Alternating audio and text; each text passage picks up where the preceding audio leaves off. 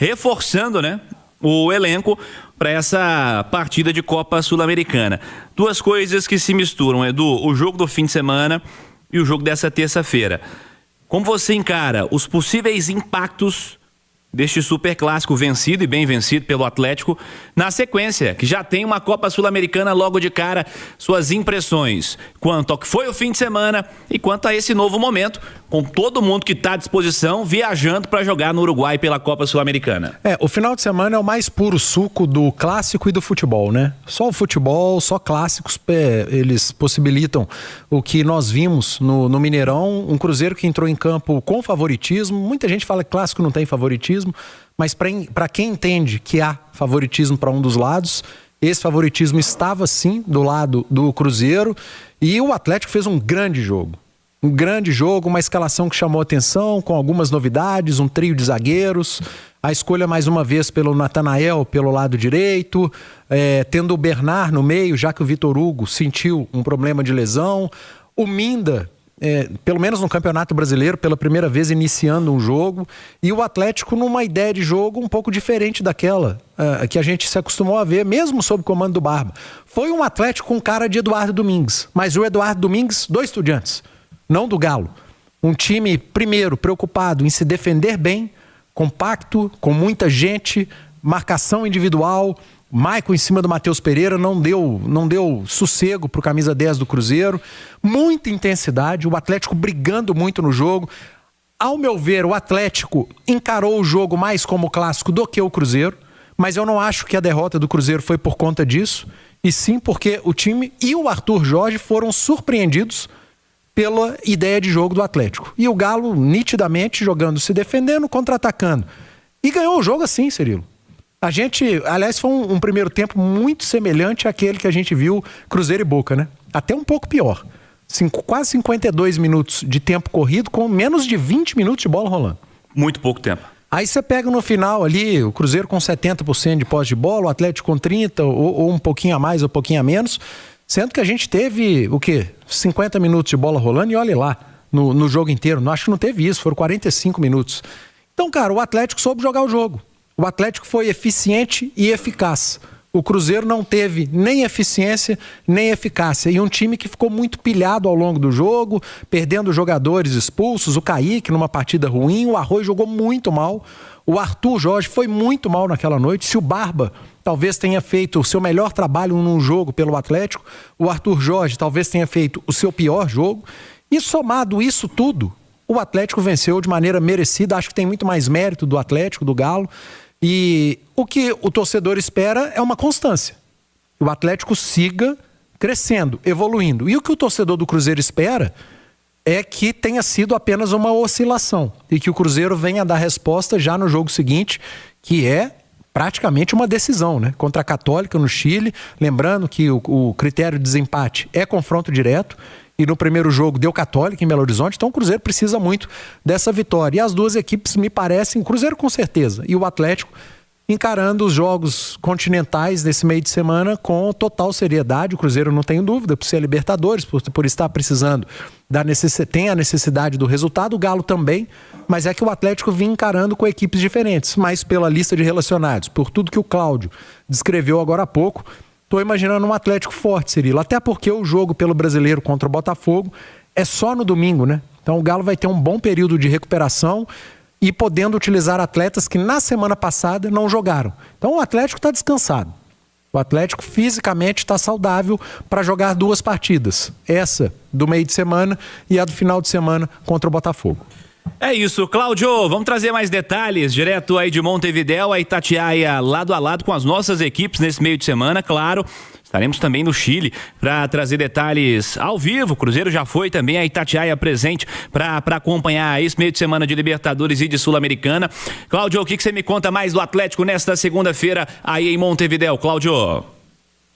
Vamos lá, Cirilo, a gente falou há pouco aí, vocês comentaram do clássico. Do lado do Atlético, o clássico foi e precisa ser um divisor de águas importante para o time na temporada.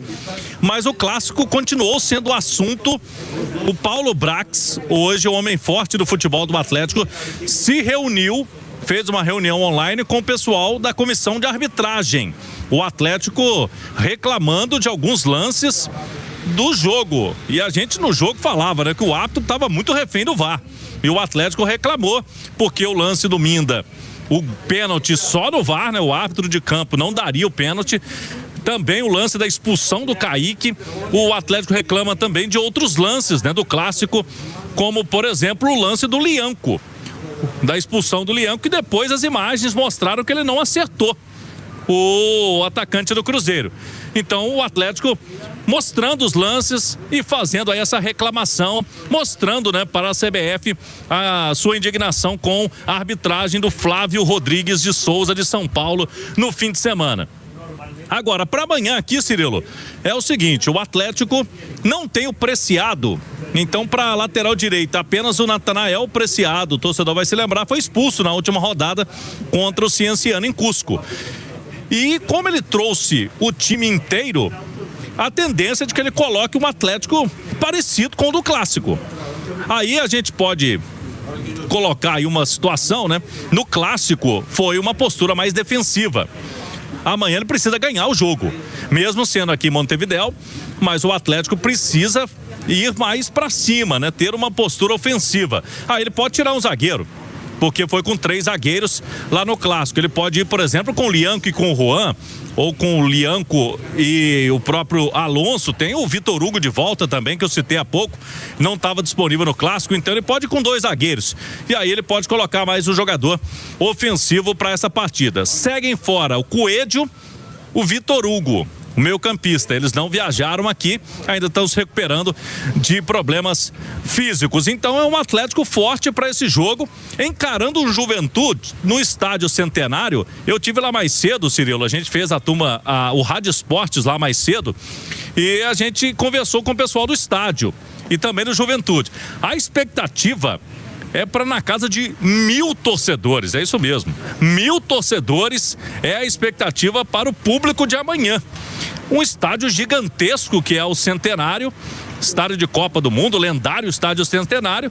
Então é campo neutro completamente para o Galo amanhã vir aqui e manter o embalo, Cirilo, do clássico, jogar bem, continuar vencendo para mudar o rumo da temporada. Então não tem jogo melhor que esse amanhã aqui em Montevidéu, viu, Cirilo? Pois é, Cláudio, eu por outro lado tava lembrando aqui, né, Ótima lembrança. Eu acho que não é desculpa, e eu tendo a pensar o contrário, mas já ouviste mais de um jogador. E esse que eu vou citar falou publicamente. Você vai me ajudar a lembrar se foi o Caio Paulista que falou ou se foi o Edenilson naquele outro momento que falou.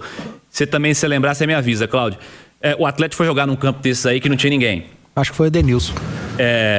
Foi o Edenilson lá em Caracas, isso, quando o Galo jogou contra o Carabobo, que nem era de Caracas, né? Foi jogar lá, não tinha ninguém no campo. O jogo ia ser em Valência, passou pra Caracas, não tinha ninguém no campo. E o cara falou sobre o ambiente, né? O ambiente joga pra baixo, né? Em resumo, eu tô mudando a frase dele aqui, mas ele quis dizer isso. Que o ambiente meio que desmotiva, né? Mas não pode desmotivar, né, Edu? Vai lá e resolve o jogo, né? Não pode desmotivar, até porque nós também trabalhamos assim. Às vezes a gente vai pro estádio e tem pouca gente. E realmente, Cirilo, faz diferença até para nós que não somos atletas, a gente está trabalhando. Provavelmente, quando o estádio está mais vazio, nós estamos falando ainda para mais gente. Sim. Porque o cara que não está no estádio tá ligado, escutando o jogo. Mas é muito diferente você trabalhar num jogo como o do final de semana, por exemplo. Tinha 60 mil pessoas. Aí você vai pegar o jogo seguinte para 1.000 pessoas, como é o público esperado. Certamente é muito mais gostoso pro cara jogar no estádio cheio, mesmo com a torcida adversária em maioria, né? É motivador trabalhar com o estádio cheio, para qualquer profissional envolvido no evento. Dito isso, a resposta é a mesma, né? Dito isso, o jogador, ele não pode se importar com a arquibancada. É isso aí. Ele tem que se importar com a camisa do clube, com a tabela de classificação, com a obrigação, por conta da tabela que o Atlético deixou pontos escapar. E quando eu falo obrigação, eu penso muito diferente de um monte de gente. Eu acho que o futebol, tem a obrigação de vencer o Juventude porque é muito melhor e tem mais investimento. Não, tem a responsabilidade. O futebol, ele para mim não permite essa coisa de obrigação. Só porque tem mais dinheiro, o elenco é mais qualificado, tem a obrigação de vencer. Futebol não é assim, cara. Futebol é definido ali nas 4 linhas, uma noite ruim, uma expulsão e muda tudo. Mas a responsabilidade, ela é toda do Atlético. E a obrigação, aí sim, quando o assunto é a tabela do campeonato, ela também é do Atlético que precisa vencer. com 1.000 pessoas, com 5.000 pessoas, só com Cláudio Rezende lá, brigando com árbitros, com o estádio com 50 mil, não importa. O jogador que foi escalado pelo Barba, que entrar em campo, esse cara precisa jogar como se fosse uma decisão, ponto. E que o vestiário converse isso antes do jogo, porque eu entendo o atleta que pensa dessa maneira. Mas o Atlético precisa entrar motivado. Não tem como mais perder ponto na Sul-Americana, se o Atlético quiser continuar, né? Porque a gente já não sabe se quer continuar, se não quer.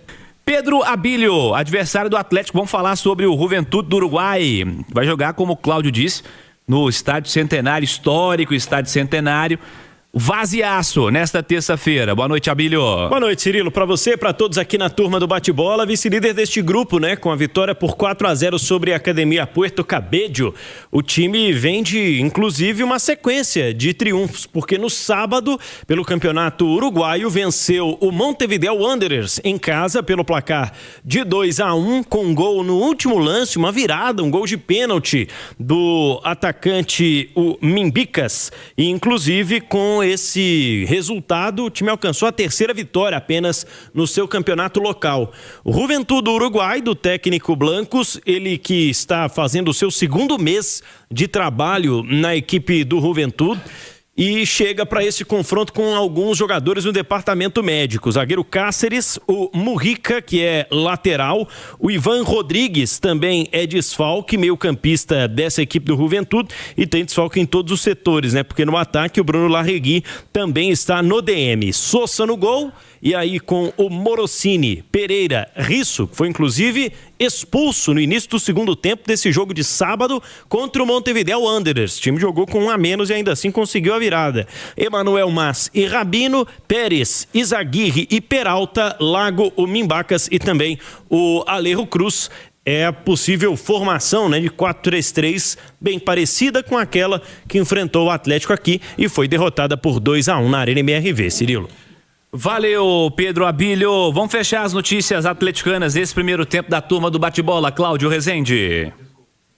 Vamos lá, Cirilo. Aqui, então, na porta do hotel, tá chegando agora, inclusive, o material do Atlético, não o material da delegação do Galo, porque a turma vem antes, né? No ônibus, os atletas, o material chega lá no aeroporto, a turma da rouparia, da segurança do Galo, pega lá o material, então é toda uma logística que é feita, e Itatiaia marcando presença aqui, conferindo tudo. O Cirilo, o Galo volta a jogar no Estádio Centenário, que é o estádio que vai receber, inclusive, a partida inaugural da próxima Copa do Mundo, né? Porque teremos o centenário da Copa do Mundo, e foi o estádio da final lá em 1930.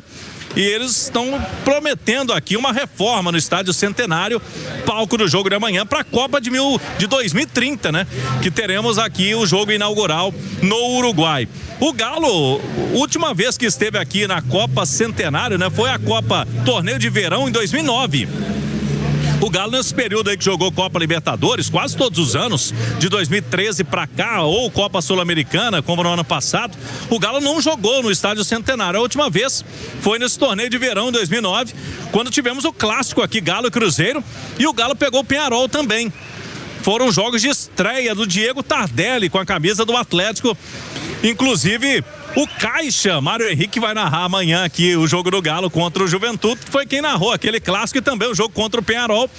E foi aqui no Estádio Centenário, Cirilo, que surgiu o Tardelli neles, né? Com o Caixa narrando os primeiros gols de Diego Tardelli com o Atlético, então, aqui no Estádio Centenário, que amanhã não vai ser o Tardelli, mas que dê vitória do Galo também. João Vitor, Cirilo, eu volto daqui a pouquinho no segundo tempo aqui na turma do Bate-Bola. Combinado, Cláudio. Daqui a pouquinho vamos trazer mais detalhes com o Cláudio Rezende, belas imagens no YouTube da Itatiaia deste histórico Estádio Centenário, um dos templos do futebol sul-americano, que agora a turma, em especial o Peñarol, o grande time, tem o estádio dele lá também, o Nacional sempre teve o dele também, mas um estádio muito ainda utilizado, né? Normalmente equipes menores que não levam lá tanta torcida assim, mas um palco histórico do futebol sul-americano, e o Cláudio lembrou bem de um super clássico disputado por lá, né? Eu comentei com o Mário Henrique, Caixa e com o Cláudio que eles estarão no estádio que sediou a primeira Copa do Mundo da história, a primeira final, e daqui a um mês estarão fazendo a próxima Copa do Mundo. É verdade. Isso é legal, cara. Legal pra caramba. A vida do jornalista tem dessas coisas legais. A história do futebol sul-americano e nesta terça-feira, jornada esportiva. Não tem turma do bate-bola, hein, gente? A partir de 6h05, jornada esportiva, noite de Copa, Copa Sul-Americana. Estádio Centenário recebendo o Juventude do Uruguai contra a equipe do Atlético, 7 horas da noite. A bola vai rolar e você acompanha com o Caixa na Itatiaia.